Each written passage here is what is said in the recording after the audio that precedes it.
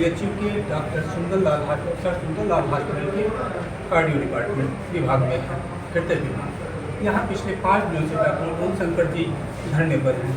उनके तमाम समर्थक इस समय हमारे साथ हैं, जिन्होंने आज उनके समर्थन में मार्च मिलकर। तो क्या क्या मुद्दे क्या है आपका नाम? मेरा नाम अभिषेक यादव है। मैं यहाँ काशी हिंदू विश्वविद्यालय का छात्र हूँ। तो यहाँ पे जो हृदय रोग के मरीजों की देख रहे हैं, तादाद बढ़ती जा रही है। कोरोना काल के बाद से और ज़्यादा जनसंख्या बढ़ रही है कि कम उम्र के लोगों की भी डेथ हो जा रही है ना। तो उसके इलाज के लिए जो भी सुविधाएं यहाँ उपलब्ध है उसको बंद कर दिया गया है। चौथा तंत्र जो है यहाँ पे उसको बंद कर दिया गया है। उसी को लागू कराने के लिए कई महीनों से संघर्ष कर रहे हैं ओम प्रकाश सर, लेकिन फिर भी उनको नहीं दिया गया। उसके बाद वो थक हार कर तब वो आमरण अनशन पर बैठे हुए हैं। तो ये समझ सकते हैं कि किस हद तक यहाँ पे भ्रष्टाचार आ गया है बीएचयू में। और यहाँ के जो के गुप्ता है वो इंचार्ज है, वो एकदम भ्रष्ट आदमी है, जो एक भी सुनवाई नहीं करना चाहते। वो जनता के हित में नहीं चाहते कि जो मरीज आ रहे हैं उनके फायदे के लिए बात कर रहे हैं। वो ओम प्रकाश सर अपने लिए थोड़ी नहीं बात कर रहे हैं। वो ओम शंकर सर वो इस विभाग के लिए बात कर रहे हैं। जो जनमानस है, जो वाराणसी के आसपास के लोग हैं, उनके लिए बात कर रहे हैं। और धीरे धीरे डॉक्टर ओम शंकर के समर्थन में यूथ का एक पूरा बड़ा जनसैलाब जो आज अभी हमने देखा प्रदर्शन के दौरान भी उनके साथ उनके समर्थन में खड़ा है। बड़ी तादाद में यहाँ के छात्र खड़े हैं।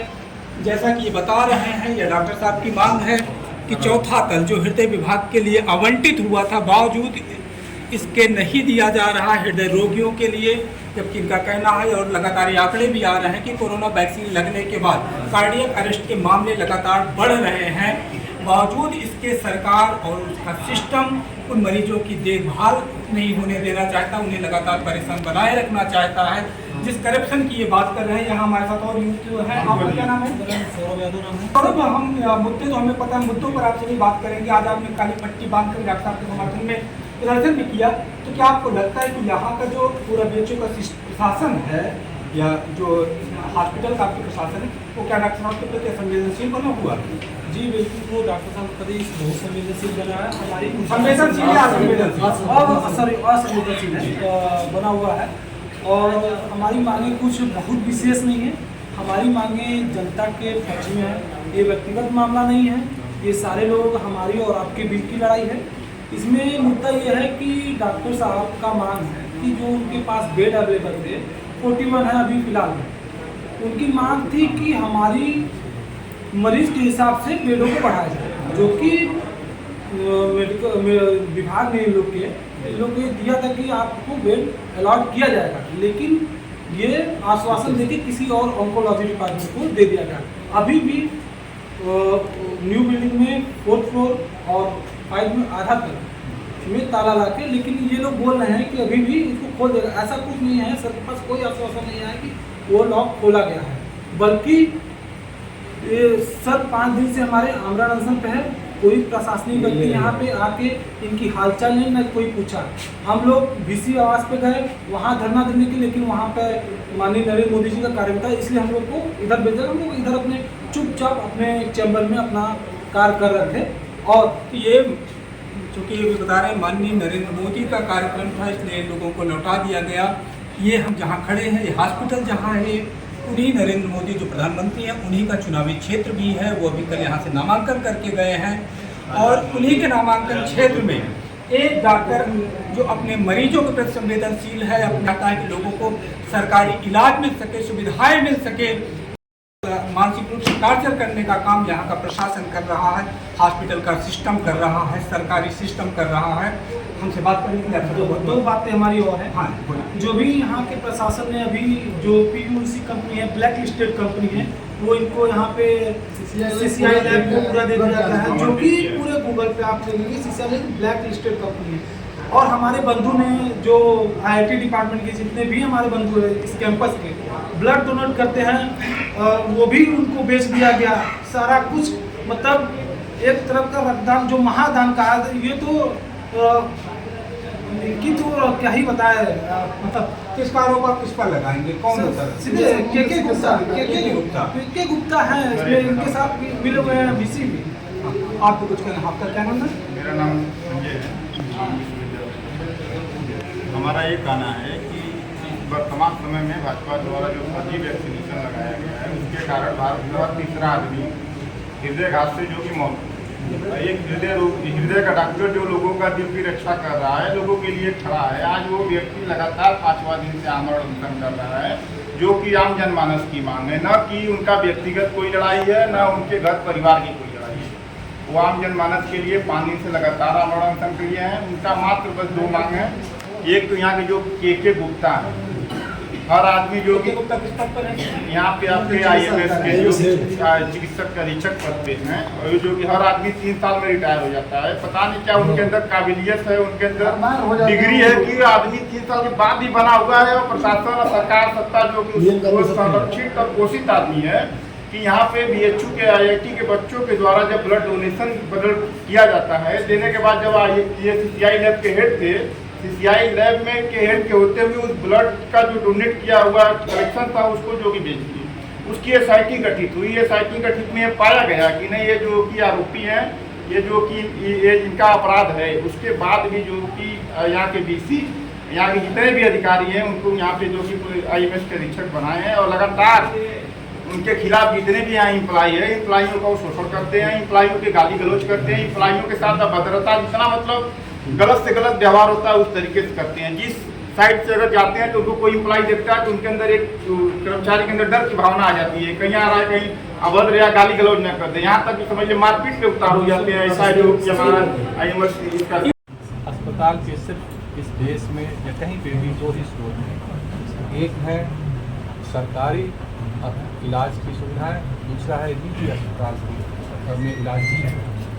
अगर आपको आंकड़ों के हिसाब से आप देखेंगे तो इस देश में जो 85% लोग होते हैं वो अपना इलाज खुद के पैसों से करते हैं। सिर्फ 15% ऐसे कुछ नसीब हैं जिनको सरकारी खर्च उपलब्ध हो पाता है।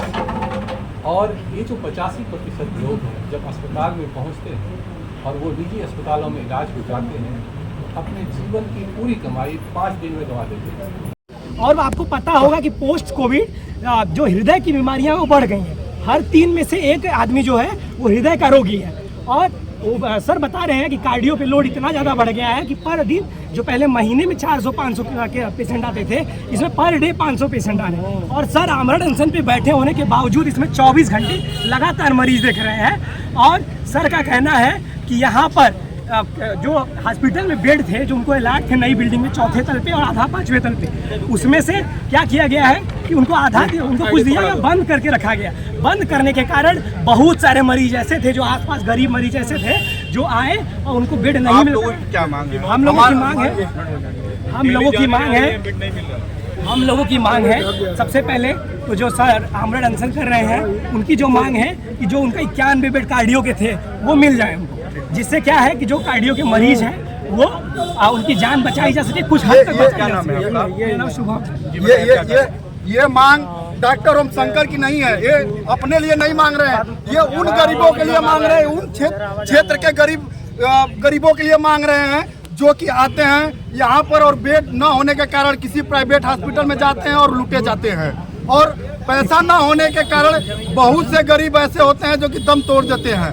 ये डॉक्टर साहब ये अपने लिए नहीं मांग रहे, उन गरीबों के लिए लड़ाई लड़ रहे हैं। और हमारी मांग ये है कि के गुप्ता इस्तीफा दे और उनको जो 41 बेड आवंटन किया गया है उसको खोल के और कार्डियोलॉजी को दिया जाए। अभी लंका सचिव थे, क्या बात हुई है आपकी? लंका सचिव साहब ने रोकने की कोशिश किया है, लेकिन ये छात्र आंदोलन है, ये किसी से रुकने वाला नहीं है।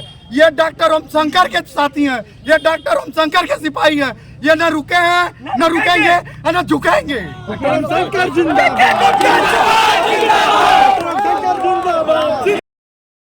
इस तरह से बड़ा आरोप लगाए जा रहे हैं के गुप्ता जो यहाँ के चिकित्सा अधिकारी हैं, जहाँ एक तरफ किसी यहाँ के यूथ के मन में उनके प्रति एक घृणा बनी हुई है, उनसे तनावग्रस्त है, वहीं अपने एक संवेदनशील डॉक्टर के प्रति उनके मन में बड़ा स्नेह बना हुआ है। उनके समर्थन में सारा यूथ यहाँ इकट्ठा है, बड़ी संख्या में इकट्ठा है।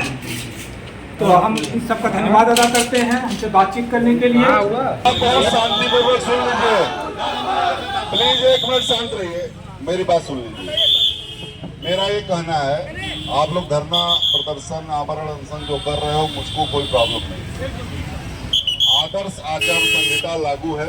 यदि किसी ने इस धरने के लिए या इस जुलूस के लिए अनुमति लिया हो तो आप मुझे दिखा दीजिए, आप जहां मन कर वहां ले जाइए। और नहीं, विश्वविद्यालय अंदर की बात नहीं है, इस समय आदर्श आचार संहिता लागू है, हर व्यक्ति पे लागू है और हर जगह लागू है। यदि आप लोगों के पास कोई अनुमति हो तो आप मुझे दिखा दीजिए, नहीं तो आप समझिए आदर्श आचार संहिता के नियमों का उल्लंघन करने धारा 144 लगी है, उसका अनुपालन न करने के संबंध में फिर अभियोग पंजीकृत किया जाएगा, उसकी जिम्मेदारी आप लोगों की होगी। मैं उनसे मिल के आया, उनकी जो मांगे हैं जेलों में शासन चुनाव वो बिल्कुल जरूरी परिसर में हम अगर कहीं से कोई प्रॉब्लम नहीं है, लेकिन ये तरीका नहीं है। न हो मेरी नैतिक जिम्मेदारी, हम आराम से चलें और कोई हमारी वजह से न भीड़ प्रभावित हो नहीं, हिंसा की बात नहीं है, जो है वो उल्लंघन है सीधा। मैं कानूनी भाषा आपको बता रहा हूँ, मैं आपको तैयार कर रहा हूँ, आप प्लीज। मैं कहाँ जा रहा हूँ, मैं आपसे जो